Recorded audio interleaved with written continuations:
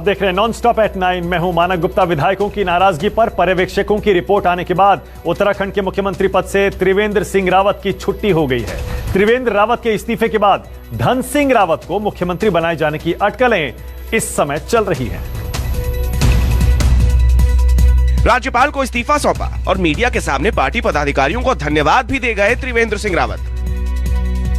4 वर्ष से पार्टी ने मुझे मुख्यमंत्री के रूप में देवभूमि उत्तराखंड में सेवा करने का मौका दिया। कल्पना भी नहीं की थी कि पार्टी मुझे इतना बड़ा सम्मान देगी, सोच भी नहीं सकता। पर्यवेक्षकों की रिपोर्ट आने के बाद से ही दिल्ली से देहरादून तक सियासी पारा हाई हो चला था। शाम ढलने से पहले ही त्रिवेंद्र रावत ने मुख्यमंत्री के पद से इस्तीफा दे दिया और सूबे में नए मुख्यमंत्री की तलाश तेज हो गई। हालांकि मीडिया ने जब उनसे सवाल किया कि आखिर 4 साल में ही उनकी कुर्सी क्यों छीन ली गई, तो उनका दर्द जुबान पर आ गया। बोले, इस सवाल का जवाब तो सिर्फ दिल्ली ही दे सकती है। पार्टी ने विचार किया, सामूहिक रूप से ये निर्णय लिया कि मुझे अब किसी और को ये मौका देना चाहिए। पार्टी मुख्यालय पर 10 बजे पार्टी विधानमंडल दल की बैठक है। सामूहिक निर्णय होता है और इसका बहुत अच्छा जवाब आपको दिल्ली जाना पड़ेगा उसके लिए। त्रिवेंद्र रावत ने भले ही मुख्यमंत्री की कुर्सी छोड़ दी हो, लेकिन कांग्रेस इसे काफी नहीं मानती। कांग्रेस का कहना है कि राज्य में राष्ट्रपति शासन लगाया जाए, बीजेपी जनता की अदालत में जाए। ये जो सरकार थी पिछले 4 साल की, वो सिर्फ और सिर्फ भ्रष्टाचार में लिप्त थी, लोगों की आकांक्षाओं के ऊपर पूरी तरीके से फेल थी। चाहे वो बेरोजगारी के मामले में हो, चाहे वहाँ के डेवलपमेंट की बात हो, लोगों की परेशानियों की बात हो, वो पूरी तरीके से जो फेल साबित हुई है। आज कहीं ना कहीं उसके ऊपर एक पर्दा डालने की ये नाकाम कोशिश है। त्रिवेंद्र सिंह रावत के इस्तीफे के बाद सूबे में नए मुख्यमंत्री को लेकर अटकलें तेज हो गई हैं। लिस्ट में उत्तराखंड सरकार में मंत्री रहे धन सिंह रावत का नाम सबसे ऊपर है, तो वहीं सांसद अजय भट्ट और अनिल बलूनी को भी मजबूत दावेदार माना जा रहा है। लेकिन पूर्व मुख्यमंत्री हरीश रावत का कहना है कि बीजेपी सत्ता की भूखी है और उसे नई सरकार बनाने का कोई हक नहीं है। केवल 4 साल के अंदर उनको अपना मुख्यमंत्री बदलना पड़ा है। तो भाजपा उत्तराखंड पर राजनीतिक अस्थिरता थोपने की दोषी है और उन्होंने ये माना है, भाजपा ने, कि हम एक अच्छी परपंचपुर सरकार नहीं दे सके, इसीलिए उन्होंने जनता के गुस्से से बचने के लिए चेहरे बदल का सहारा लिया है। दायित्व परिवर्तन होते रहता है। एक दायित्व परिवर्तन हुआ है, उसके बाद नए दायित्व का इंतजार रहता है। कार्यकर्ताओं का फिर से कहीं ना कहीं उपयोग किया जाता है। इसीलिए हम आज विश्व नंबर 1 की पार्टी बनी है। ये पार्टी का आंतरिक मामला है। बुधवार 10 बजे उत्तराखंड बीजेपी मुख्यालय में विधानमंडल दल की बैठक होगी। बीजेपी सूत्रों के मुताबिक पार्टी कुमाऊं क्षेत्र से पुष्कर सिंह धामी को उप मुख्यमंत्री बना सकती है। दिल्ली से अमित कुमार के साथ अधीर यादव, देहरादून, न्यूज़ 24। हरियाणा की मनोहर लाल खट्टर सरकार को कल विधानसभा में अविश्वास प्रस्ताव का सामना करना है। हालांकि खट्टर सरकार को सदन में स्पष्ट बहुमत है, लेकिन किसान आंदोलन के दबाव से जेजेपी के विधायकों के सामने धर्म संकट खड़ा हो गया है। हरियाणा के किसान विधायकों पर दबाव बना रहे हैं। जेजेपी और निर्दलीय विधायकों के घर दस्तक दे रहे हैं, रास्ते में घेराव कर रहे हैं। ये अपील कर रहे हैं कि बुधवार को विधानसभा में मनोहर लाल खट्टर सरकार के खिलाफ अविश्वास प्रस्ताव का समर्थन करें। ये चेतावनी भी दे रहे हैं कि अगर उन्होंने सरकार का साथ दिया तो उन्हें किसान विरोधी माना जाएगा। कृषि कानून एवं किसानी के मुद्दे पर कांग्रेस बुधवार को हरियाणा विधानसभा में बीजेपी जेजेपी सरकार के खिलाफ अविश्वास प्रस्ताव लाने जा रही है। बीजेपी और कांग्रेस दोनों ने इसको लेकर अपने अपने विधायकों को व्हिप जारी किया है, लेकिन हरियाणा के किसान बीजेपी और जेजेपी विधायकों पर सरकार के खिलाफ मतदान का दबाव बना रहे हैं, क्योंकि संयुक्त किसान मोर्चा ने लोगों से अपील की है कि वो विधायकों को साफ साफ कहें कि खट्टर सरकार को गिराएं, क्योंकि ये सरकार किसान विरोधी है।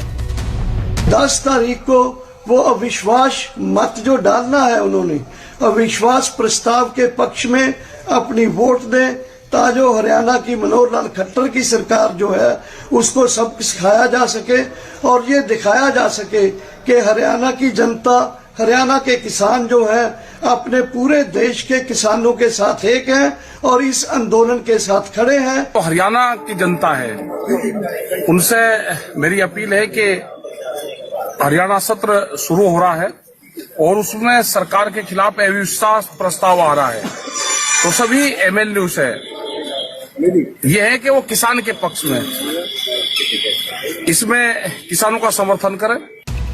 इधर न्यूज 24 से खास बातचीत में कांग्रेस सांसद दीपेंद्र हुड्डा ने कहा है कि 10 मार्च को कई चेहरे बेनकाब होंगे। दुनिया जान जाएगी कि कौन किसानों के साथ खड़ा है और कौन किसान विरोधी है। 10 को बहुत चेहरे बेनकाब हो जाएंगे। कौन विधायक किसान के साथ है और जनता के साथ है और कौन अपनी कुर्सी के साथ है, इस बात का फैसला, क्योंकि बहुत से विधायकों ने स्टैंड लिया है कि हम किसान का साथ देंगे, मगर अंदर कहाँ जाके वोट डालते हैं वो बात उस दिन दूध का दूध पानी का पानी हो जाएगा। मैं 90 सदस्यों वाली हरियाणा विधानसभा में बीजेपी के 40 और जेजेपी के 10 विधायक हैं, जबकि 5 निर्दलीय विधायक भी सरकार का समर्थन कर रहे हैं। जाहिर है सरकार को 55 विधायकों का समर्थन है, जबकि बहुमत का आंकड़ा 46 ही है। लेकिन किसान आंदोलन को लेकर जेजेपी के कई विधायक दबाव में हैं। कुछ निर्दलीयों को लेकर भी सस्पेंस बरकरार है। चंडीगढ़ से विशाल अंगरीश के साथ मनीष कुमार, दिल्ली, न्यूज 24। बाटला हाउस एनकाउंटर पर अदालत के फैसले के बाद बीजेपी ने सोनिया गांधी पर तंज कसा तो उन तमाम पार्टियों को भी कटघरे में खड़ा कर दिया जो इस एनकाउंटर पर सवालिया निशान लगा रही थी। और आज विपक्ष को कटघरे में खड़ा करने के लिए खुद सामने आए केंद्रीय मंत्री रविशंकर प्रसाद।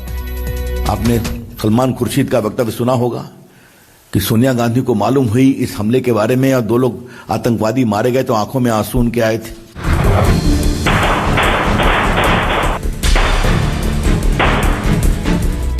2008 के बाटला हाउस एनकाउंटर मामले में दिल्ली की साकेत कोर्ट का फैसला आते ही सालों पुरानी सियासत एक बार फिर ताजा हो गई। बीजेपी सोनिया गांधी पर हमलावर हो उठी। कांग्रेस के साथ वो सभी पार्टियां निशाने पर आ गईं, जिनके नेताओं ने एनकाउंटर पर सवाल खड़े किए थे। बाटला हाउस कांड को Samajwadi party, BSP, Congress party, left parties, Mamata ji, इन सबों ने नेशनल इश्यू बनाया था। क्या मतलब है इसका? क्या वोट के लिए आतंकवाद के खिलाफ लड़ाई को इस तरह से कमजोर किया जाएगा? दिल्ली की साकेत कोर्ट ने आरोपी आरिज खान को इंस्पेक्टर मोहन चंद्र शर्मा की हत्या का दोषी करार दिया है। 15 मार्च को आरिज को सजा सुनाई जाएगी।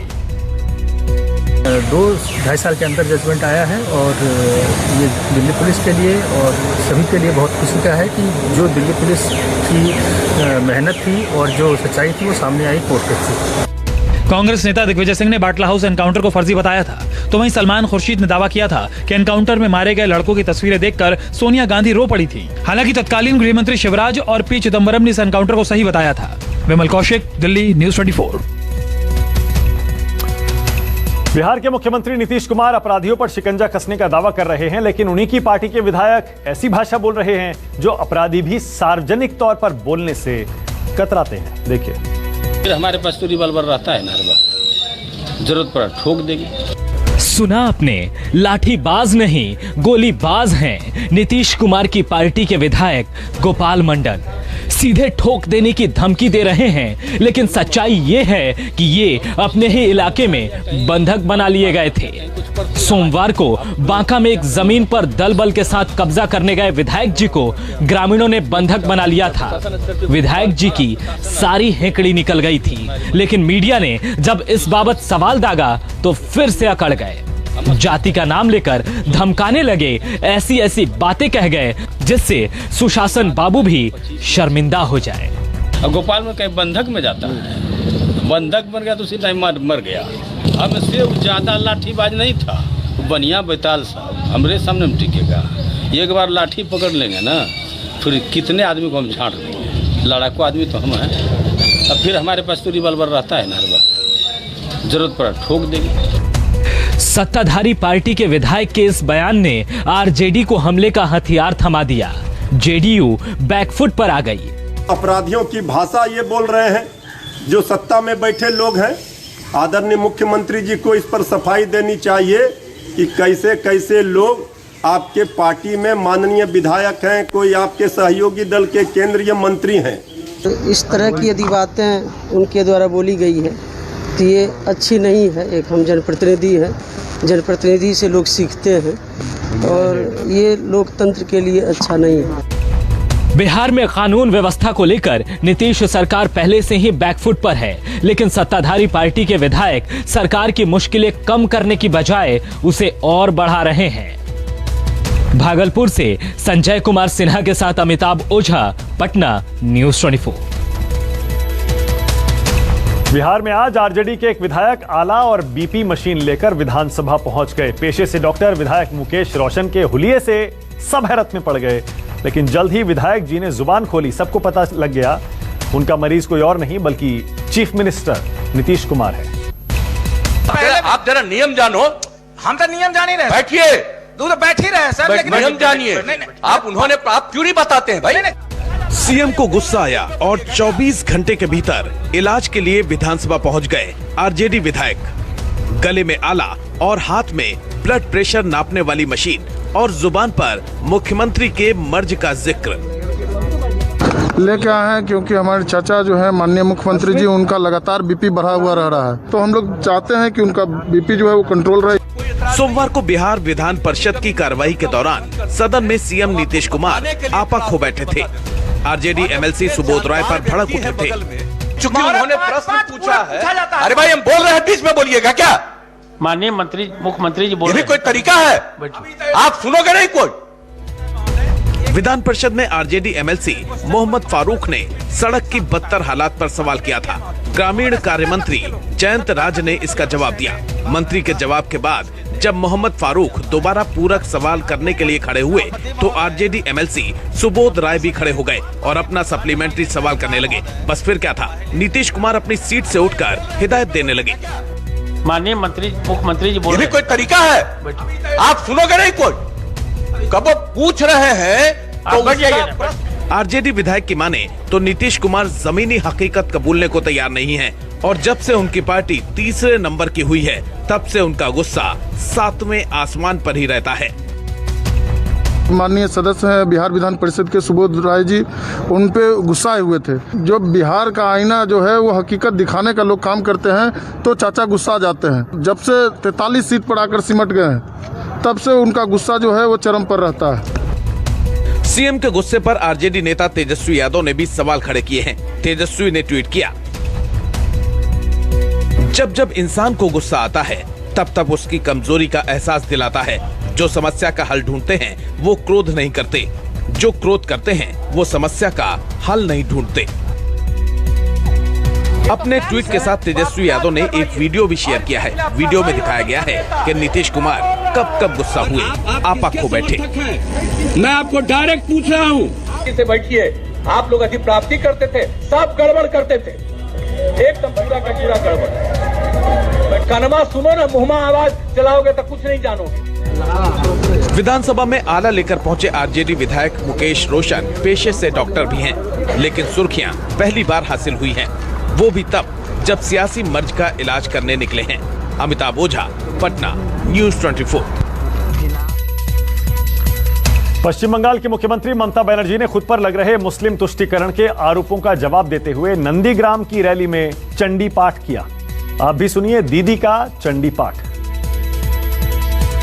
हिंदू धर्म हमें শেখাচ্ছেন কোনটা চান বলুন, ধর্ম নিয়ে খেলবেন? খেলা হবে, খেলা হবে।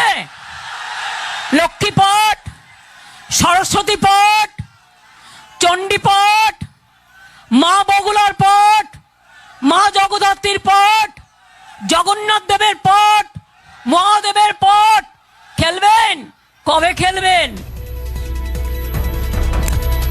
सारे टॉपर्स एक ही इलाके के और सबकी गलतियां भी एक जैसी। मध्य प्रदेश व्यापम के जरिए हुई सरकारी भर्ती परीक्षा एक बार फिर सवालों के घेरे में आ गई है।